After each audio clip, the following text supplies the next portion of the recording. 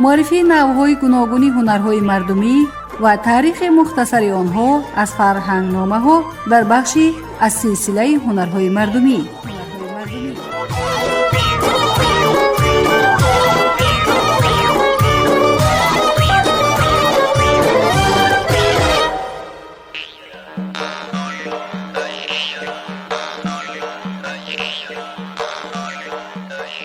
از سلسله هنرهای مردمی.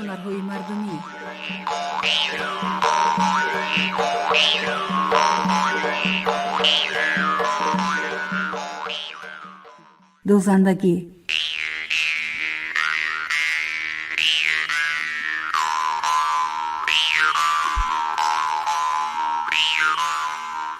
سلام شنوندگان گرامی. دوزندگی پیشه، هنری دوزنده، خیاطی، درزی.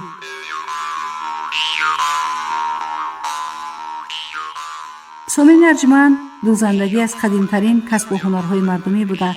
انسان‌های جامعه ابتدایی پس از شکار حیوانات وحشی از پوست آنها برای پوشش بدن خویش نوع لباس می‌دوختند. من بعد این پیشه با مرور زمان وابسته به پیشرفت همه‌جانبه جامعه انسانی رشد یافت و به هنرمندی‌های گوناگون همین ساحه تقسیم شد. در خلقت مردمی و به خصوص مردمی ما رسم شده است که معمولاً دختر بچه از سن 8-9 سالگی باید از بیبی، مادر، خواهر یا هیچ نباشد از همسایه‌هایش دوختن را یاد گیرد. حالا این مسئله با پیدا شدن مکتب‌های تخصصی و کارگاه‌های دوزندگی حل گردیده است.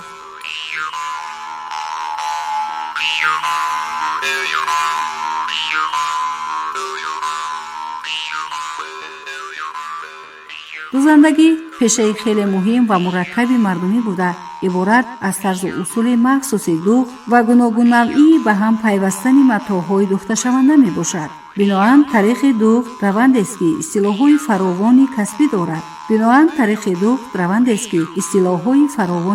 دارد. جای به هم دوخته شدن دو پاره متاع، دست و یک حرکت این دوخت کوک نام دارد. کوکزنی انواع گوناگون دارد. اگر کوک‌ها از هم در فاصله یک کوک زده شده باشند، آن پیش سوزن یا پیش کوک و اگر پی هم کوکزنی شده باشند، پس سوزن یا پس کوک نام دارد. همچنین کوک‌ها یک رده یا دو رده محکک می شوند. برای از هم ریختن تار و پود متاع در جای بریده شده و به خاطر مستحکمی درس‌ها جای بریده شده را دور و دور کوک می‌زنند.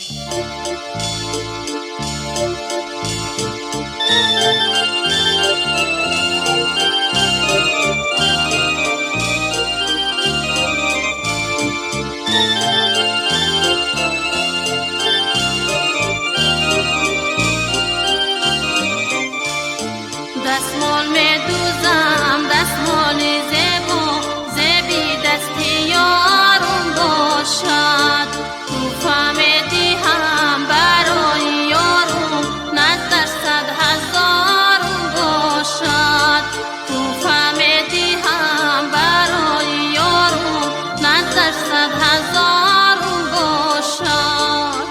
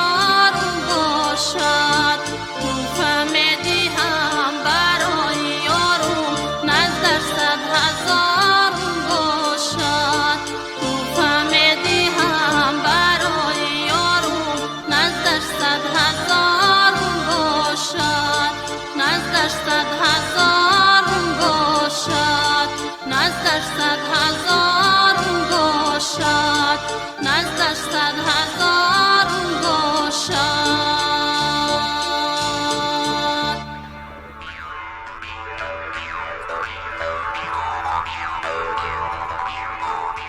پایان برنامه از سلسله هنرهای مردمی.